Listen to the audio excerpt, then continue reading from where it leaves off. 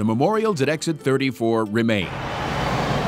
Flags and flowers adorn the spot where he fell. It was a very rural location. It's isolated. It's been nearly a year since Jason Ellis was shot 3 times with a shotgun at 2 in the morning as he was moving debris out of the road that almost certainly was put there to ambush him. We're hoping and praying, again, for the family first and then the law enforcement family. Ellis's name was added this week to the Kentucky Law Enforcement Memorial. His wife Amy was given a flag to commemorate him. But a year later, there are no answers, no closure.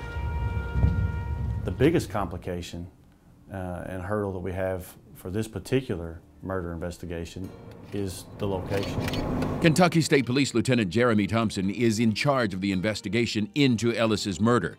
Despite help from the FBI, a detective assigned full-time to the case and hundreds of tips. We just don't have any person or persons right now that we could list as a suspect. Frustrated, still very, broken heart, very sad, obviously. Bardstown Police Chief Rick McCubbin remembers last Memorial Day weekend too well. I think that probably will obviously stick out with me forever, kneeling beside one of my officers, crying. Police admit very little physical evidence was collected at the scene. The autopsy shows different types of ammunition were used to kill Ellis, but both were common hunting loads. From the planning stages to the implementation of it, to carrying it out, to the success of it, it was the perfect storm. It's somebody who knows him.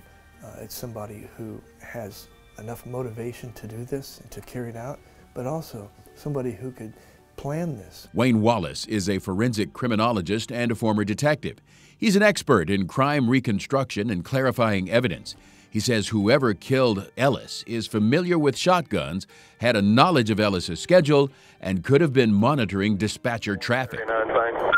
139 off duty, 0200. This could very well be not just a hunter, but somebody who is possibly has knowledge of, or quite possibly has worked at some point in police work. McCubbin says his biggest concern is that nearly $250,000 in reward money has not produced a single suspect. Closure helps, never heals, but it helps, and this case, we can't even get that right now.